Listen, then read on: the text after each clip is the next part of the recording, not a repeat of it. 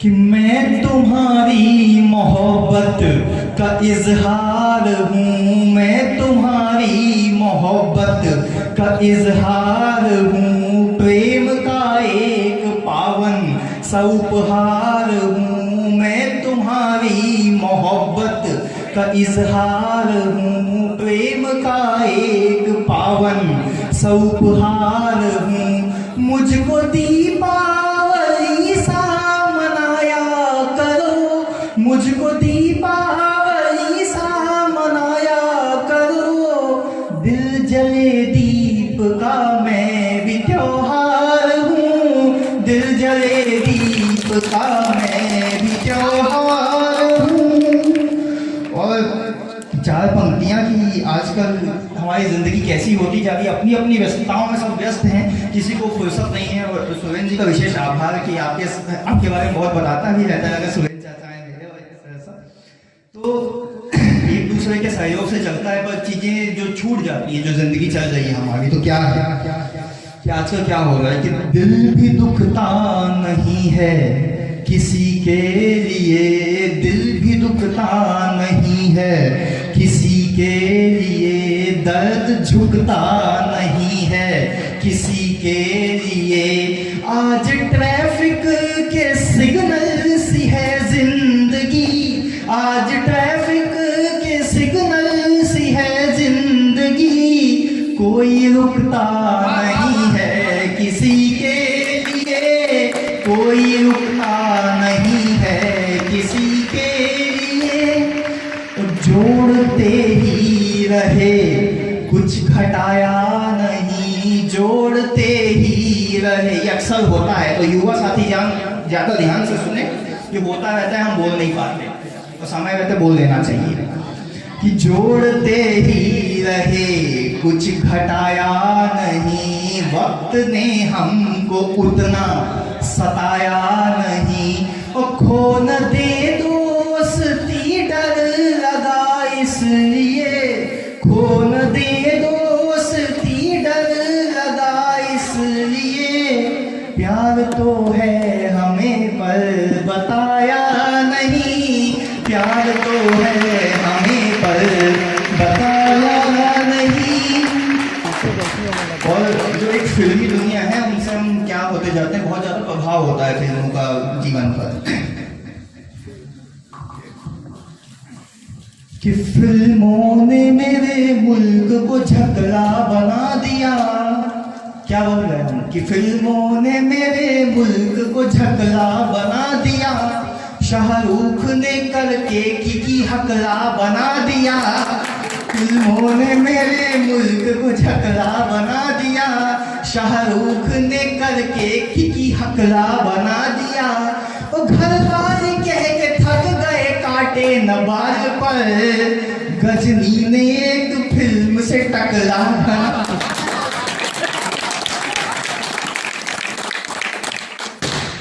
प्यार में रहते हैं तो कि कब तक झूठ की आड़ में जाओगे, कब तक झूठ की आड़ में जाओगे, वक्त के कब तक लाड़ में जाओगे, इस तरह खेलते जो रहे इश्क से, इस तरह खेलते जो रहे प्यार से, बाखुदा एक दिन भाड़ में, बाखुदा एक दिन भाड़ में जाओगे। ये केवल माहौल बनाने की करता है। एक बार जोरदार तालियां बजाइए। भाई हमारे बीच में बिल्कुल विवेकानंद केंद्र से बहुत लंबे समय तक जुड़ा है, कार्यक्रम जो रखा गया था उसमें भी एक वक्ता आने वाले थे, वो नहीं आ सके किसी कारण से। तो युवा विमर्श, हमें क्या आदर्श है, हमारा क्या भारत में आदर्श होना चाहिए, हमें क्या लेकर चलना है, तो उसका लेके और एक बहुत ही अच्छा, एक जो इनसे अच्छा आदर्श नहीं हो सकता। भाई को देखिए, पंक्तियां सुनिए कि समूची सृष्टि को फिर से नया आनंद मिल जाए, समूची सृष्टि को फिर से नया आनंद मिल जाए, जुड़ा हो प्रेम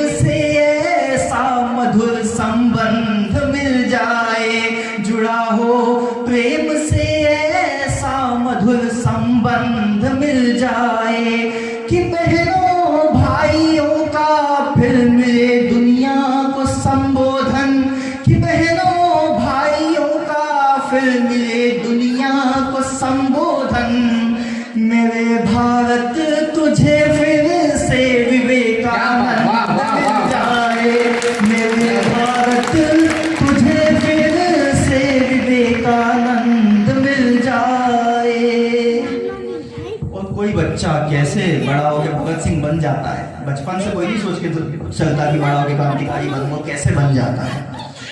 कि सबद गुरु ग्रंथ साहिब का हकीकत हो गया होगा, सबद गुरु ग्रंथ साहिब का हकीकत हो गया होगा।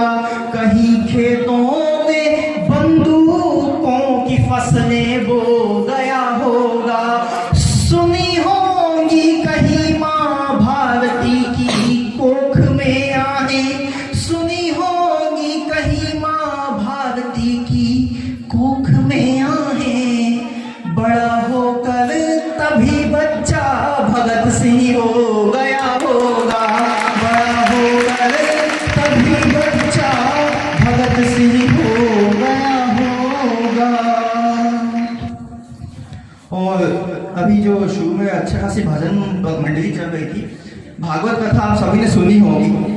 मैं 4 छंदों में पूरी भागवत कथा 5 मिनट में आप लोगों को सुनाने का प्रयास करता हूँ। स्वागत स्वागत, बहुत ध्यान से सुनिएगा, पूरा जो निचोड़ आपको मिलेगा इसमें, ध्यान से सुनिएगा सभी। उस समय कैसे रामायण की बात हो गई थी, रामायण पे कविता सुनाई, 4 लाइन याद आ गई। एक मतलब मेरी नहीं है, किसी की एक 4 लाइन में हम लिखते हैं। तुलसीदास जी इतनी लंबी रामायण लिख गए कि रामायण में क्या था।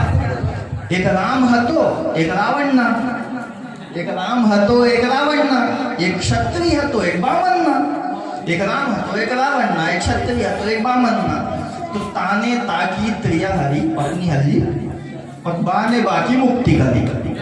वो इतनी थी रामायण ना, तुलसी लिख दे पोथा ना। ऐसा एक शॉर्टकट में कोई भागवत कथा कि हम विज्ञान में भी पढ़ते हैं, बोलते हैं जीवन कहाँ से शुरू हुआ, जल से शुरू हुआ।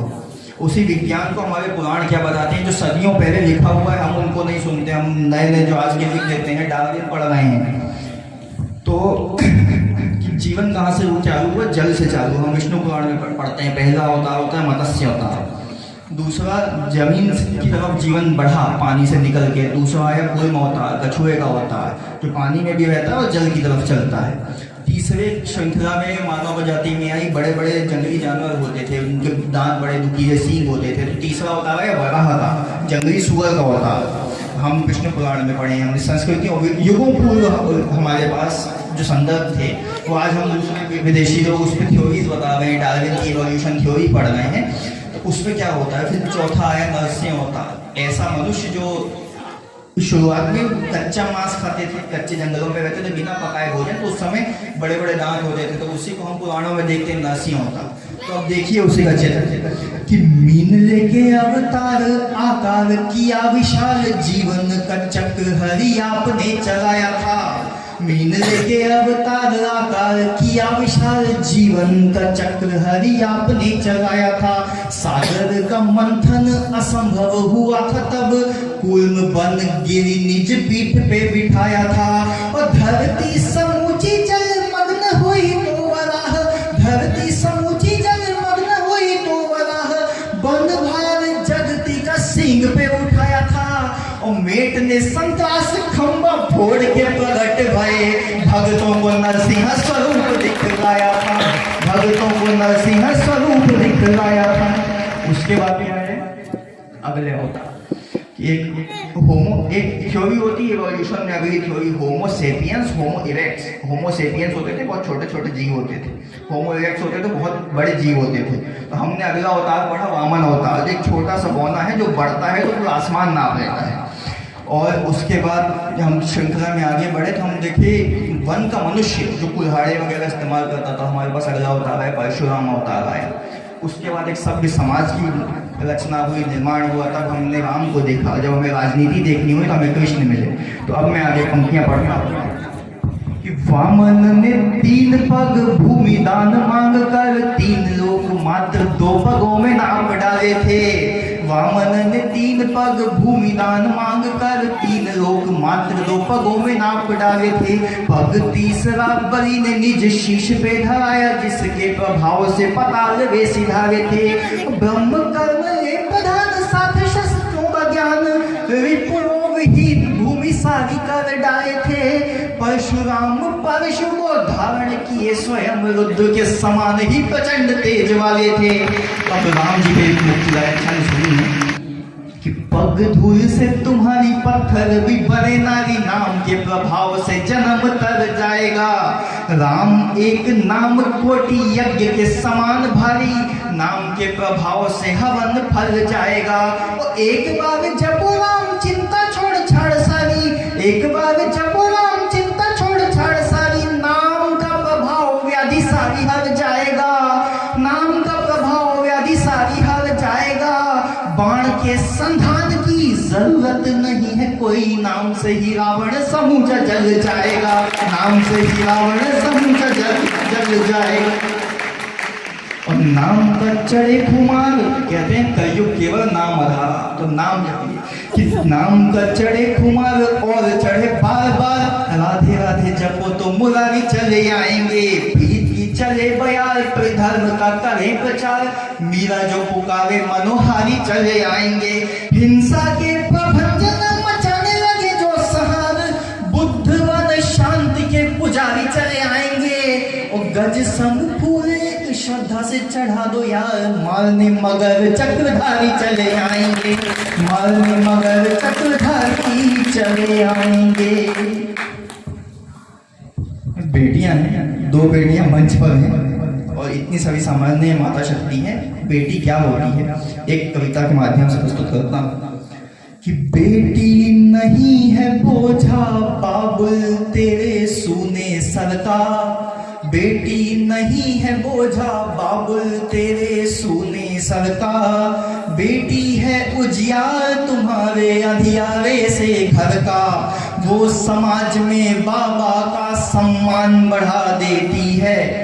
बेटी है वो दोनों काम कर लेती है, वो समाज में बाबा का सम्मान बढ़ा देती है। और घर भर के कामों में माँ का हाथ बटा लेती है, घर भर के कामों में माँ का हाथ बटा लेती है। भाई को ममता देती है बाबुल को किलकारी, भाई को ममता देती है बाबुल को किलकारी, बेटी होती जनक दुलारी सीता सी सुकुमारी, किंतु वर्तमान ना जाने क्यों इनसे डरता है। और भ्रूण सुकन्या का क्यों जीवन जिए बिना मरता है, भ्रूण सुकन्या का क्यों जीवन जिए बिना मरता है।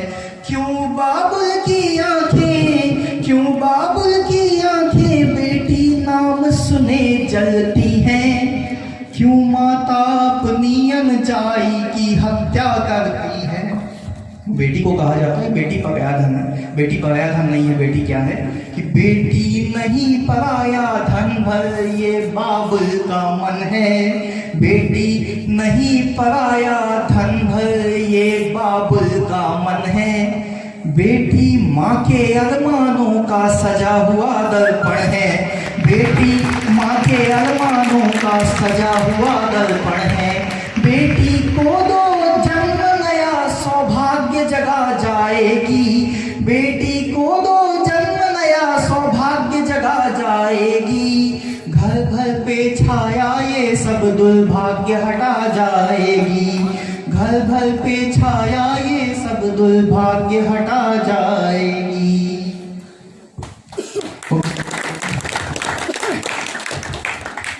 गांव में आते हैं एक विशेष चीज, तो सभी ने गांव के बारे में जितना पता ही उतना मैं खैर नहीं बोल सकता, उतना मैंने लिखा ही नहीं। पर एक मुख्य चीज जो मुझे गांव की तरफ आकर्षित करती है, खेत। वो जो खेत हैं वो गांव में ही होते हैं, शहरों में नहीं होते।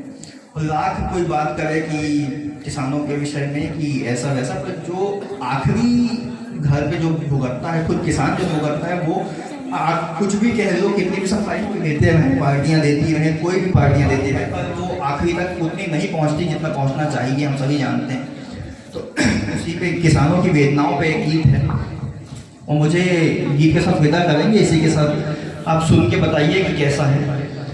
कि पूस की रात में ख्वाब सोते नहीं, पूस की रात में ख्वाब सोते नहीं, वो भी खोते हैं जो कुछ भी खोते नहीं।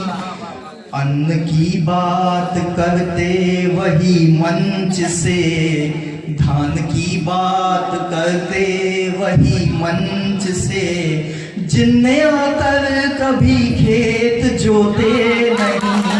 अन्न की बात करते वही मंच से, जिनने आकर कभी खेत जोते नहीं। खेत क्या है?